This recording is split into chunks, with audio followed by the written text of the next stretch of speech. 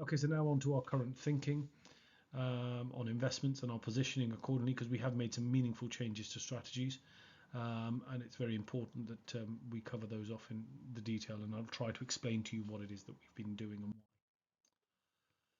Okay, to start off, Tacit have always had within the growth component of our strategies, be it in the conservative strategy or in the total return strategy on the right on the highest risk side, we've always considered valuations at any particular point in time.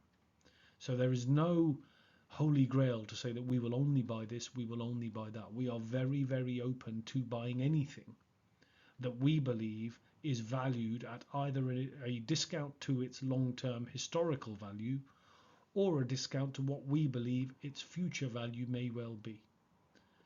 So the second of those, the latter of those, is the hope value. So we would look at technology in that sort of space, things that are newer and generationally different.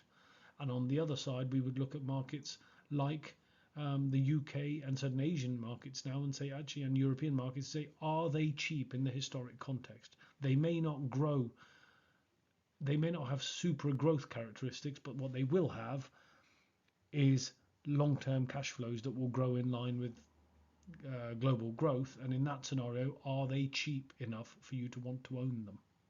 Okay, we can do that through equity, as you'll see here on the risk opportunity dial at the bottom, or through any other asset we believe is liquid enough and available to us to be able to take advantage of pricing at the moment. At the moment, we are now very, very heavily positioned in the context of history in corporate debt markets. And I'll explain to you why in a moment. Okay, the long-term thinking point again to remind everybody, and this is very, very important because we've had quite a few events over the last 3 or 4 years which have caused many investors, as happens periodically, to question why they would invest at all. Okay, this chart here is a long-term, and that the world is a risky place, so I won't invest, I'll sit in cash. Now then, here what you have is a chart of the global stock market going back to 1987, which we've shown previously, with all of the various events that have occurred since then over the period. Now, as you can see, the market has grown 16-fold over that period, so it's not that it hasn't given you the returns. It's just another way of looking at the real equity returns I was showing you on the slides previously. But the red arrows that I've added in here show you periods where markets appear to have gone nowhere. And there have been 3 of those in the last 25 years. And they are very long periods at times, and they are very short periods at other times, but they are periods. Depending on when you invest, you have to give an investment time. And as we say, time is what matters, not timing, time in the market. So what you're seeing there towards the end is we have just gone through another period where actually returns have not gone anywhere from an equity market point of view, but having had a very strong run up prior to that. Ultimately, those periods are broken and markets start to rise when opportunities and markets have cleared and are cheap to investors. And we believe there are lots of ideas at the moment, lots of markets in the world which are cheap in the context of history. We can't say when the market will start to go up, but what we can say, go up on a sustained basis. That is not just for a few days and then we talk about it going down again. Actually, on a sustained basis, but we can say that there are lots of opportunities that we've been able to access for clients, which actually give us a very, very high probability and a very high confidence that that flatline period is coming to an end. Okay, some broader themes that we are running as to why we think you can't just buy trackers. You've got to be very conscious of what is going on in the world, and these are the themes that we are currently tracking as an investment team at our investment strategy group on a quarterly basis. The climate transition is one. We won't talk about it too much here, because I want to focus on the underlying changes we've made today. But the climate transition is clearly a trend. It is clearly here to stay. The pace and the competition between nations is going to be an interesting one, as we already find between um, emerging economies basically asking developed economies to subsidize their climate transition, whereas developed economies are feeling the pain and may have not actually got the money to help in that scenario. Okay, The second one is developed Asian economies, which we have been growing for a very long time, have very strong demographic growth, and also so young populations, but also have very strong economic growth profiles now. And our question is, at what point does the valuation of these markets, which are at discounts to the UK and many European countries, at what point do they actually get allocated on a par, which we think is coming, and when it does, valuations there will not remain cheap for very long. In the meantime, you are being paid between 6 and 7% in dividend yields, growing every year, to wait, which we think is a very attractive proposition for UK investors. The impact of artificial intelligence on societies and tax rates is one that we can talk about a lot, and we will do some more specialist work on this through one of the webinars next year. But this is very much about the impact of artificial intelligence on society, on tax rates and tax regimes in the developed world, and also the productivity, which has been very poor in the UK and many European countries over the last few years, and the impact it could have on productivity. Ultimately, the larger businesses in this space, Microsoft being one, Nvidia being the chip provider, ARM was a chip provider in the UK. These are the types of companies that will benefit most from this change, because they already have tools that that are embedded into global businesses. A resurgence of currency trading blocks. Again, we've seen it post Russia's invasion of Ukraine. Different countries react differently to these types of events. So we've seen India trading with Russia significantly more over the last 2 or 3 years. Russia was not one of the top 10 oil providers to India. It is now in the top 2. I think it's the top 1 now, because India have taken Russian oil because they have a need for oil, and they've been able to negotiate a price for oil. China, we've all heard about, everybody's talked about. There are lots of issues around China and what's going on, but ultimately trading blocks are going to become more and more important for goods, which means regional positioning is important, but actually for services also, which means actually for services being on the other side of the world only matters from a time point of view in the day, rather than from a clock point of view in the day, rather than not being able to deal with people across the world. So services for accountancy, for example, or services for legal practices and other IP related work is already being conducted all over the world for companies in the UK and people in the UK, and we see that growing. The final one there is the erosion of fiat currencies as stores of value. That is, to us, a pretty simple one, because what's happened over the last 15 years is we have had significantly more debt issued by governments in the Western world, including the US, which people seem to forget at times. We've also had a lot of QE, which means lots more notes are in circulation in each market, and that ultimately erodes the value of those assets. We're seeing it now through inflation in the short term in the UK, but actually that is eroding the UK's currency standing, European currency standing, and the US currency standing, unless there is a balance struck there. It's very important to note that, because ultimately that is what drives people into cryptocurrencies, it's what drives people into digital currencies, it's what drives people into gold and other assets. So again, all important long-term themes, not things that are directly influencing our decisions today, other than the artificial intelligence one.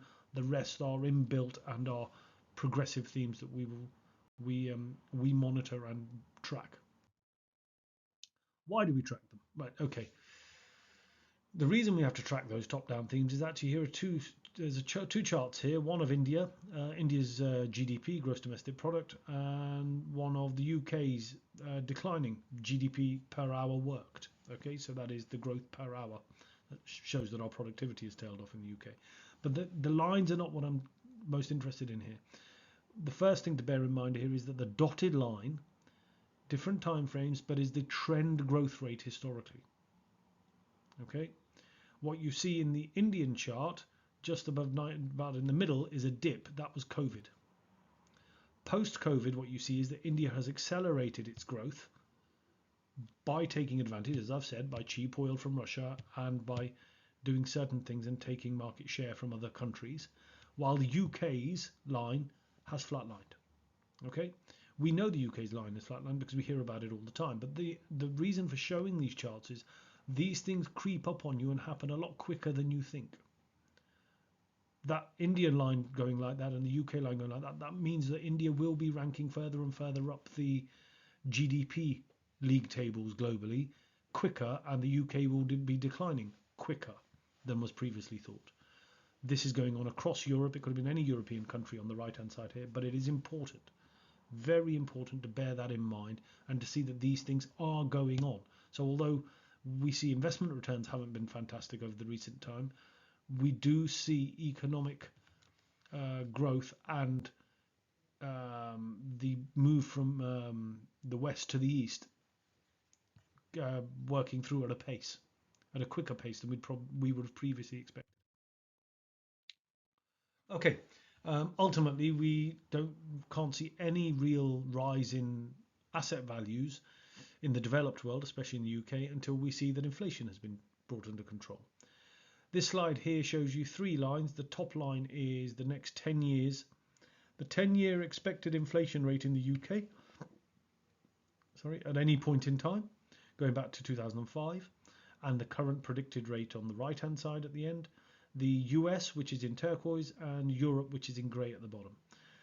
The interesting point here is that the UK still has, and this is why the economic picture has been so poor in the UK more recently, the UK still has an anchored inflation rate going out 10 years.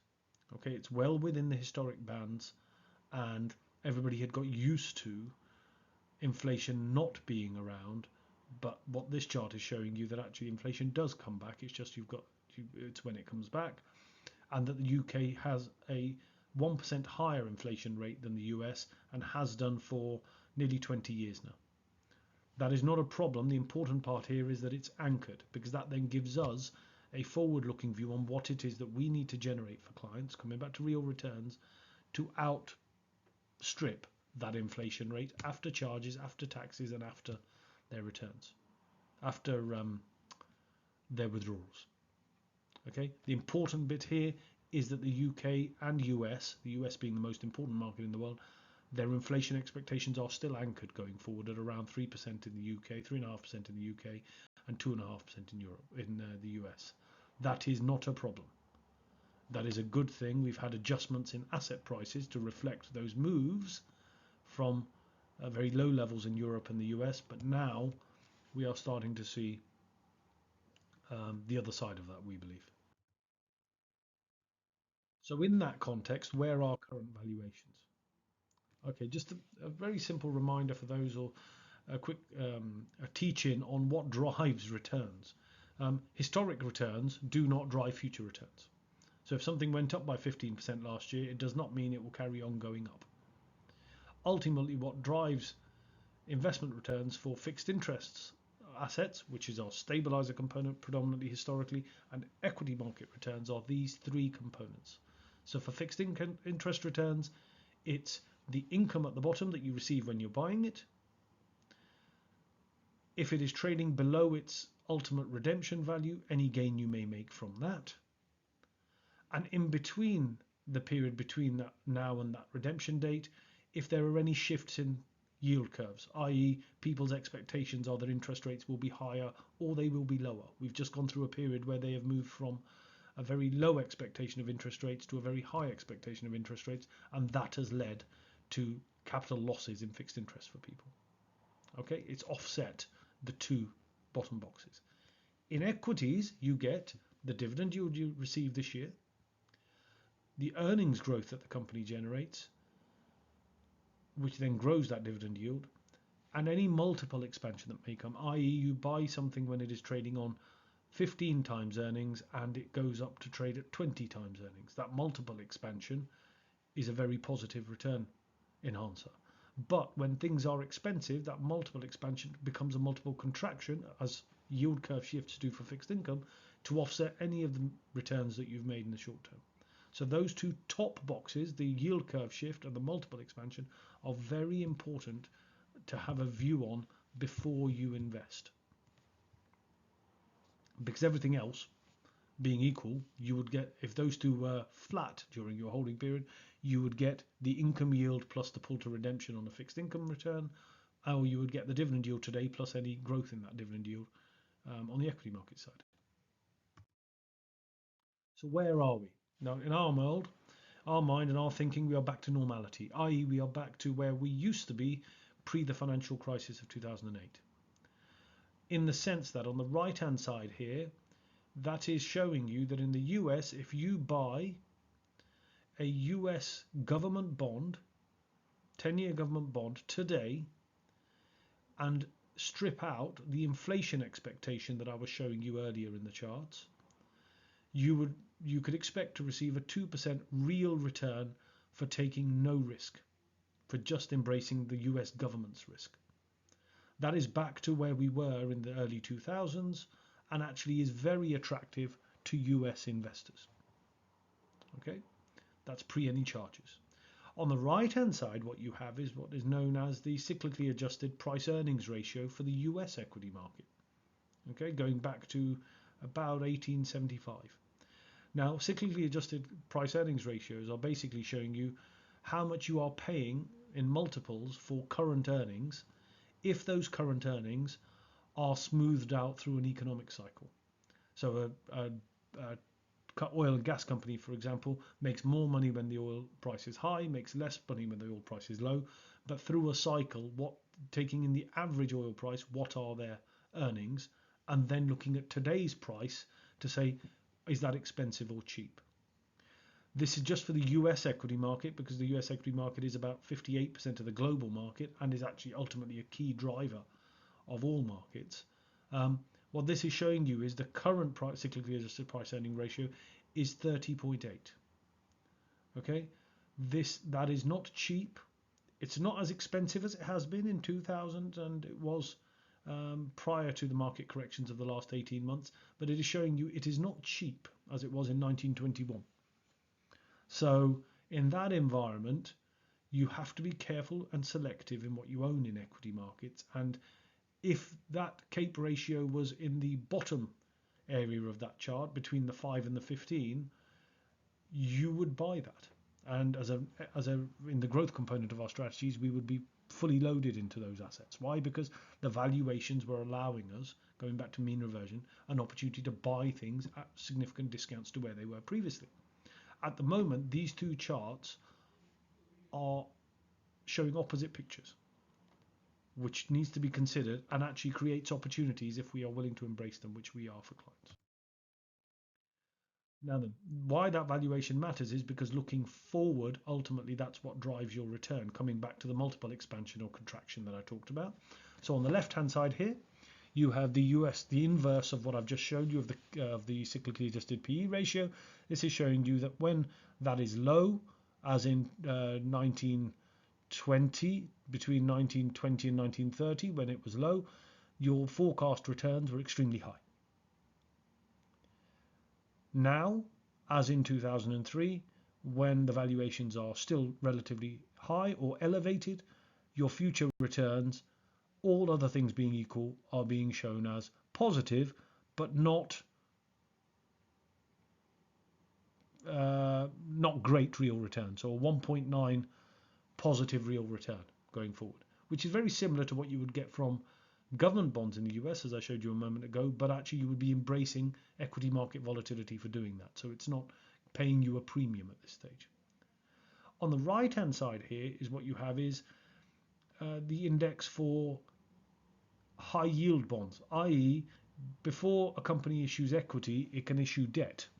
And if it issues debt, the people who lend to that company get paid back before any equity investors are paid back should something go wrong.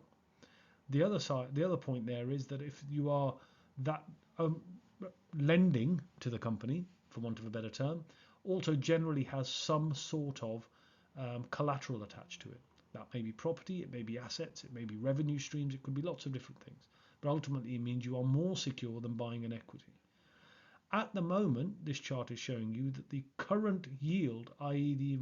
the return, if everything else was equal and there were no changes in the yield curve, as I talked about earlier, but like the equity multiple expansion, you would be getting around a 9% return in this market, okay, through a very diversified over 1,500 different companies, so credits, company loans.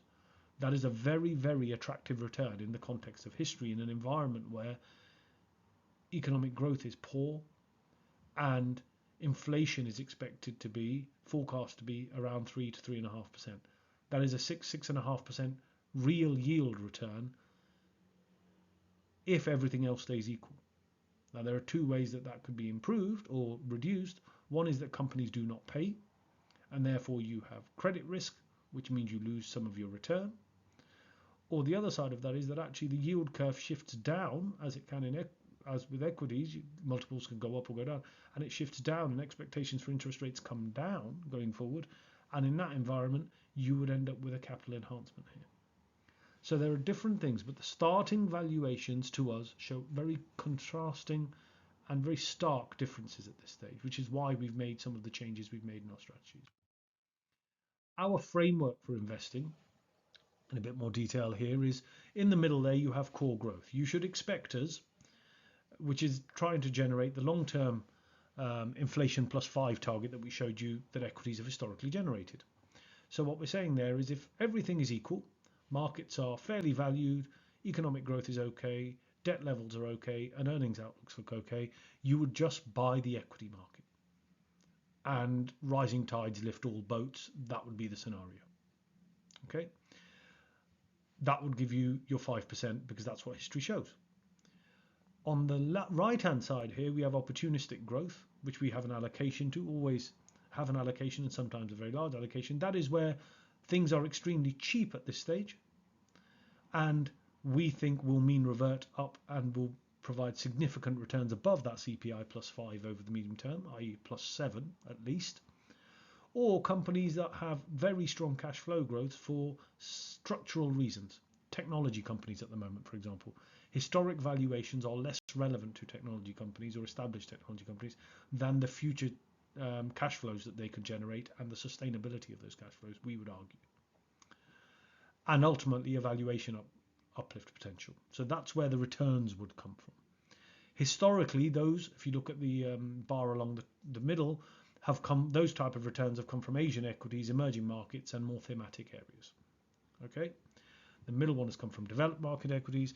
And then when things are very expensive and you want to become more risk averse because you're worried that things are very expensive, you are looking, and we have done this previously through the strategies and we continue to do it, you are looking at equities or equity-like investments that actually can de-risk the portfolio should a big market sell-off come as it did over the last year, over 18 months ago. Very important there because it helps you preserve on the downside and then you can buy the opportunistic and growth assets when they have fallen. It's all a risk-reward game. Okay, historically they would be equities in things like Diageo or Unilever or Heinz, or sort of good steady businesses at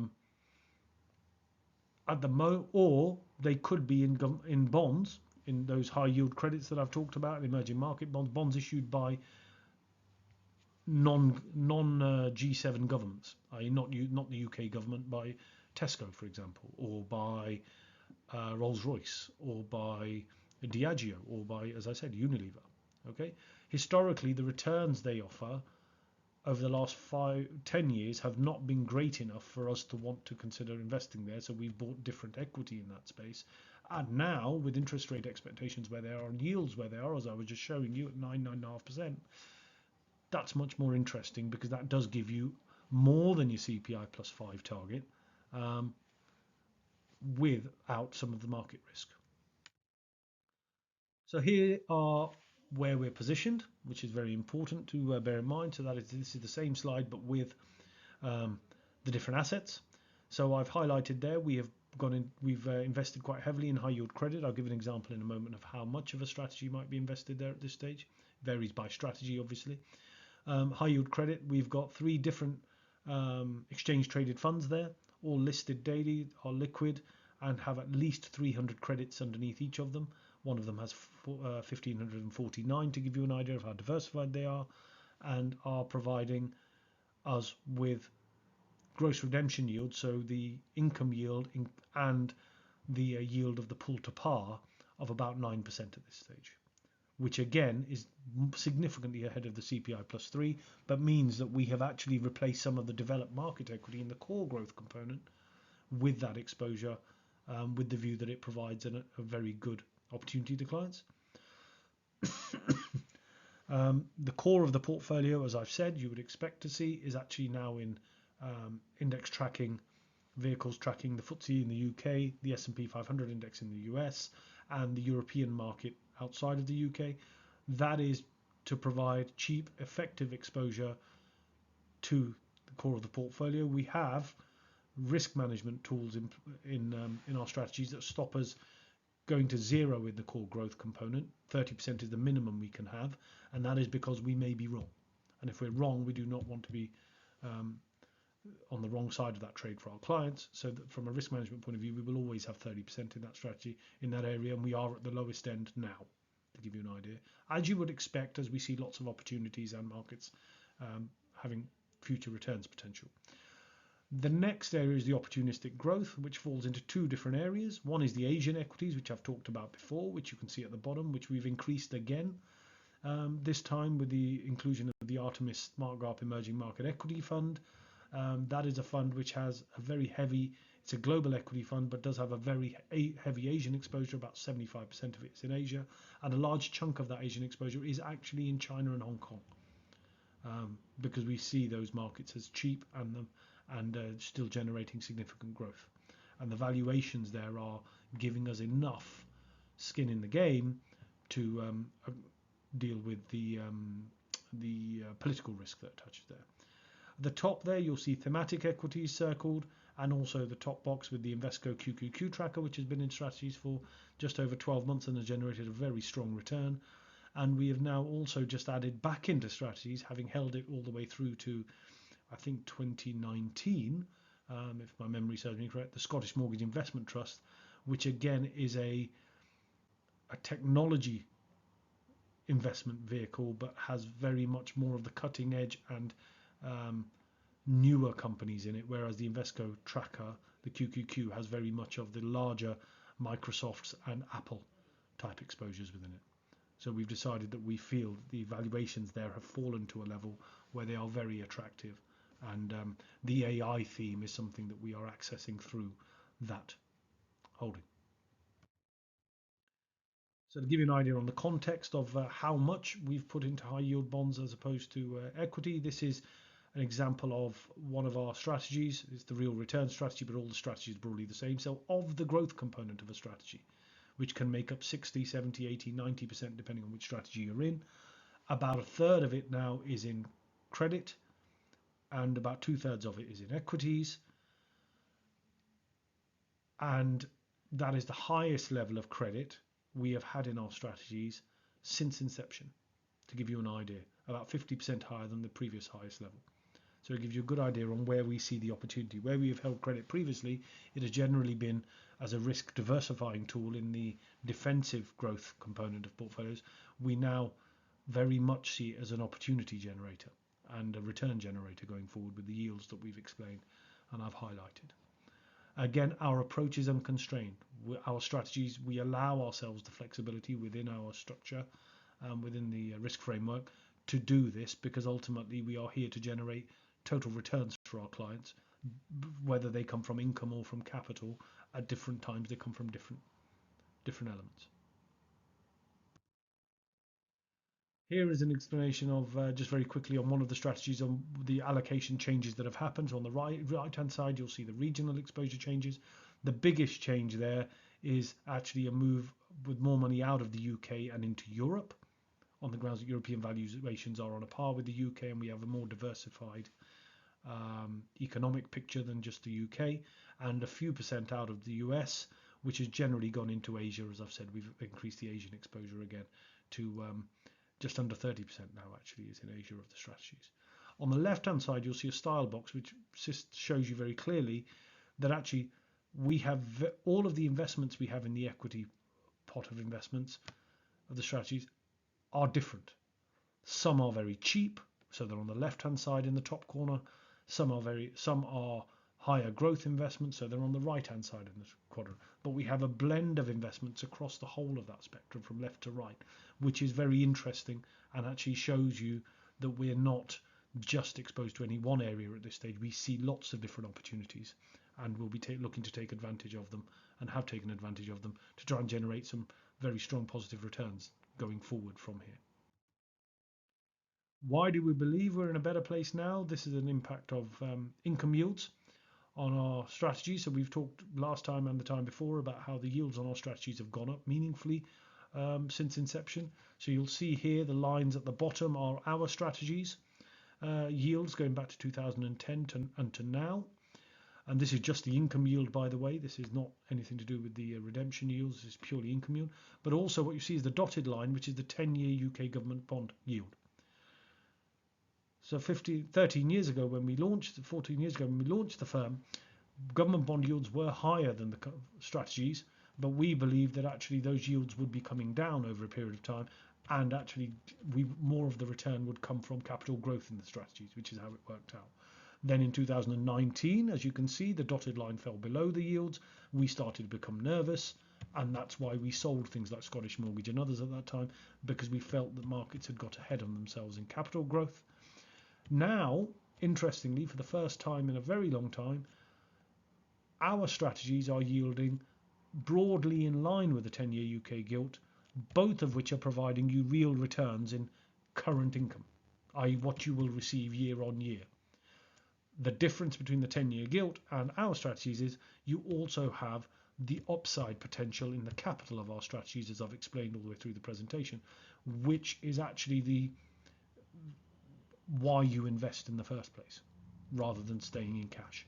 If you need to invest to generate real returns, our strategies are positioned in a very diversified way, but actually with current incomes providing similar returns to government bonds, with the future growth potential that we've highlighted and the valuation change potential, which would generate very strong returns going forward. It's one of the reasons we are very, very excited at the moment. We just don't know when this will come through, but we see it coming through as investors. Again, just to show you the diversified nature of the strategies now, this is where our yields have come from historically. So in 2019, over 75% of the income in the portfolios was coming from the UK.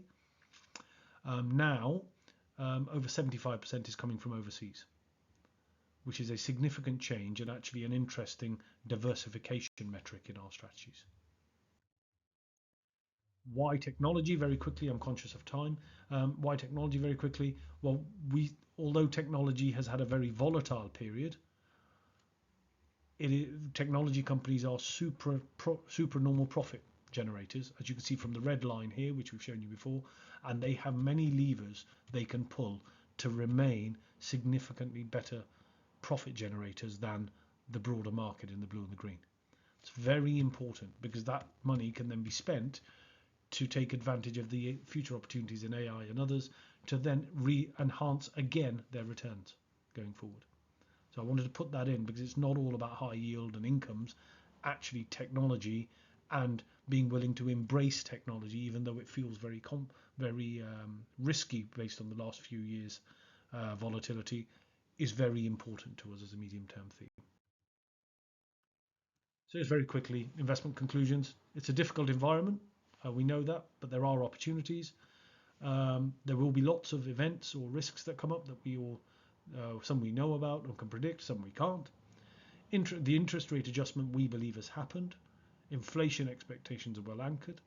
You shouldn't look backwards at returns when you're looking at investments. You should be looking forward, and actually the buying prices for many assets now are extremely attractive.